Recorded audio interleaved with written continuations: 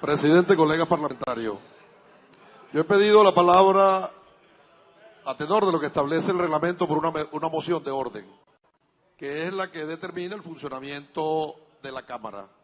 El día 22 de abril, el Tribunal Supremo de Justicia emitió una sentencia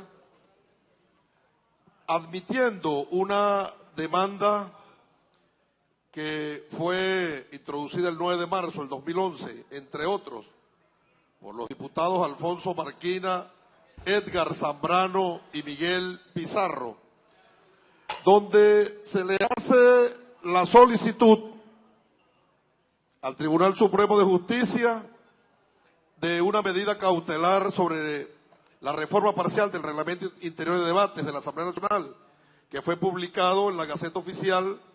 6014, extraordinaria del 23 de diciembre del 2010. Y allí también, de manera subsidiaria,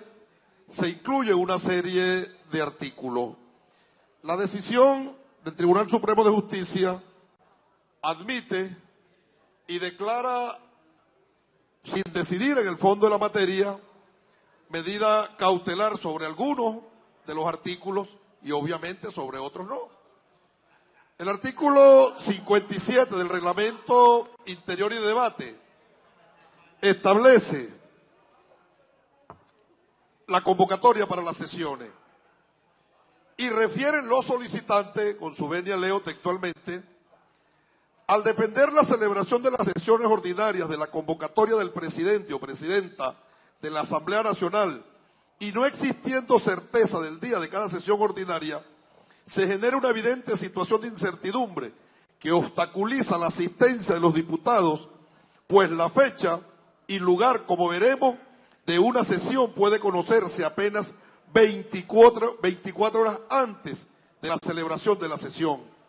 En el caso de los diputados elegidos en el interior de la República, como algunos de los firmantes,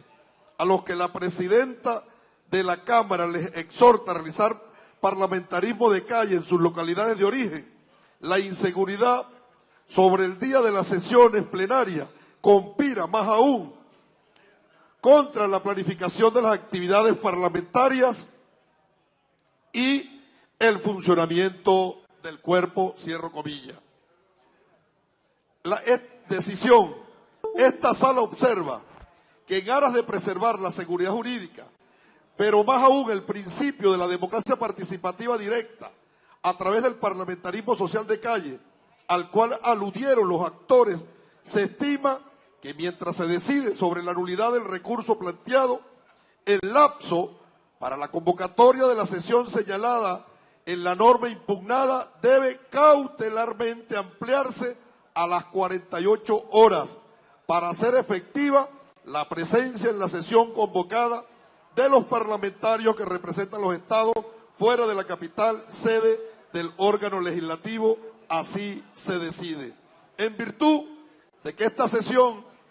convocada 24 horas antes, constituye un flagrante desacato a esta sentencia, yo solicito a usted como presidente de la Junta Directiva que levante la sesión, porque dicho desacato la declara o la hace nula y todas las aprobaciones parlamentarias y de control político que se desprendan de esta sesión están viciados de nulidad. Es todo.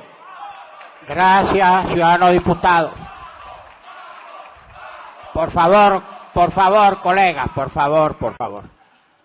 Ciudadano diputado Pedro Carreño, la presidencia ha sido generosa en permitir que usted largamente invoque, más allá del tiempo reglamentario, lo que usted estimaba conducente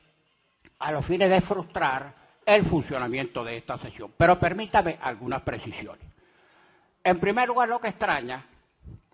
es que esta activísima Sala Constitucional del Tribunal Supremo de Justicia venga a decidir ahora un recurso que fue intentado por los diputados de la entonces oposición de la anterior Asamblea Nacional intentaron el recurso en fecha 9 de marzo de 2011. Y desde entonces hasta acá, este Tribunal Supremo de Justicia permitió que la Cámara funcionara en manos de ustedes con base al reglamento que ahora vienen a suspender de manera cautelar 5 años después. 5 años después que estos diputados opositores intentan el recurso, ahora es cuando el tribunal repara en que el reglamento puede tener algunos aspectos que lesionen el ejercicio parlamentario por parte de los diputados. Bueno, además, evidentemente, esto forma parte de la estrategia bien conocida que comenzaron a perpetrar, y digo que perpetrar porque se trató de un delito, cuando designaron exprés los magistrados el 23 de diciembre. Visto que perdieron abrumadoramente las elecciones el 6 de diciembre, optaron por controlar el tribunal, como en efecto lo controlan, para desde ahí hacer nugatorias no solamente las facultades de la Asamblea Nacional, sino lo que es peor aún, la voluntad popular expresada inequívocamente el 6 de diciembre. Pero le voy a leer algo. Ciudadana diputada, si no entiende, dígale a alguien que le traduzca. Voy a leer apenas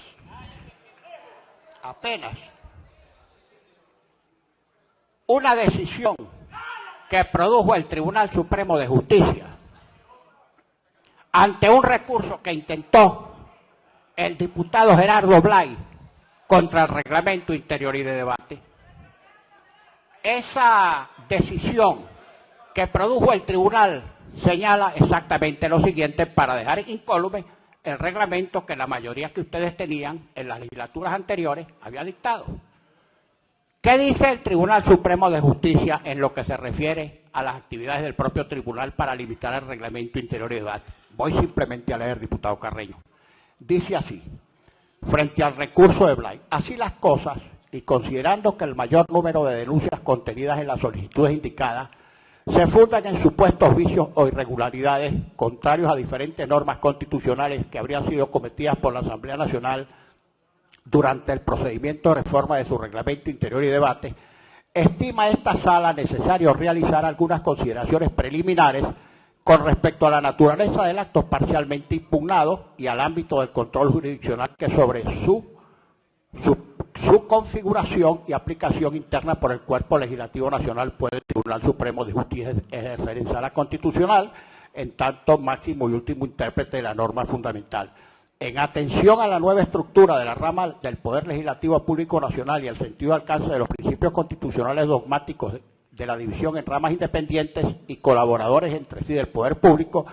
y de la universalidad del control jurisdiccional de los actos estatales por los órganos que integran el Poder Judicial, en cuya cúspide se encuentra este máximo tribunal de la República, que es la Sala Constitucional, ejerce el control concentrado de la constitucionalidad de todos los actos dictados en ejecución directa e inmediata de la norma constitucional por los diferentes órganos. Y fíjese, y dice lo siguiente, a renglón seguido: el cual tiene entre sus competencias,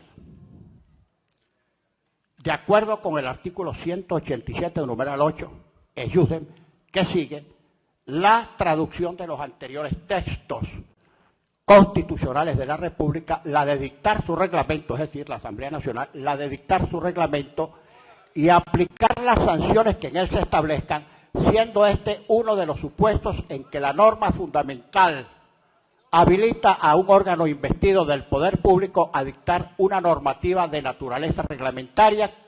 sin que sea necesario un marco legislativo previo que sirva de fundamento a dicha regulación, por lo que bien puede decirse que el mismo es una norma en ejecución directa de la Constitución. Nuestro reglamento es una norma en ejecución directa de la Constitución. Pero para remate esto.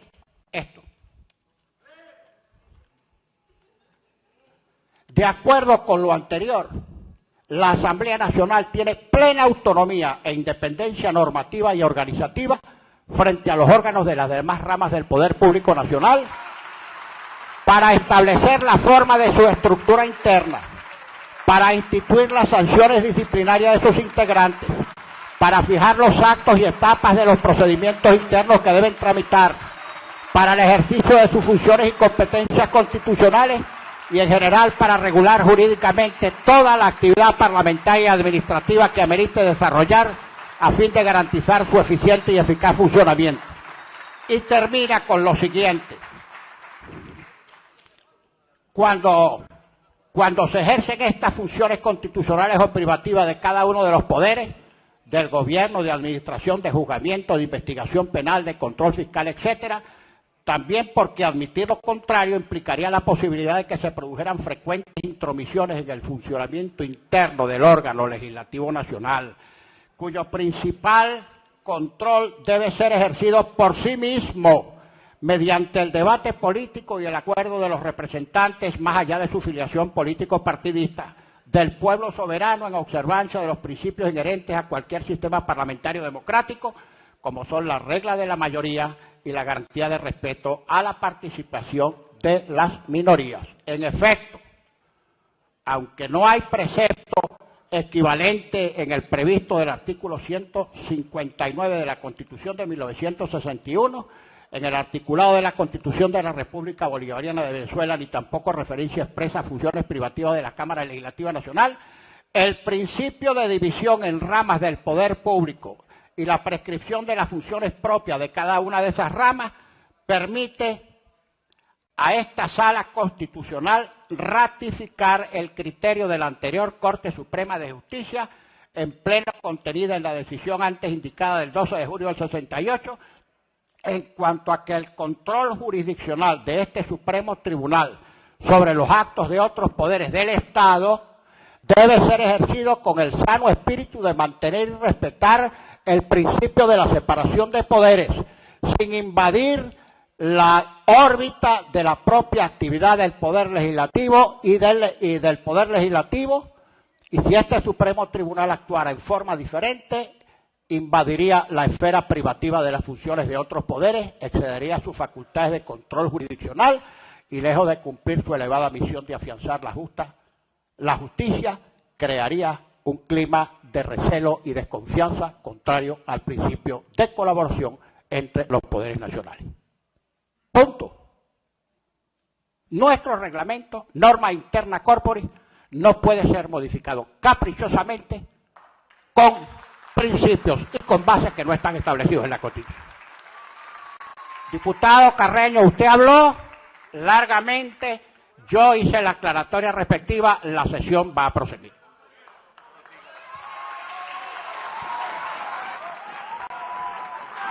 Cuenta, ciudadano secretario.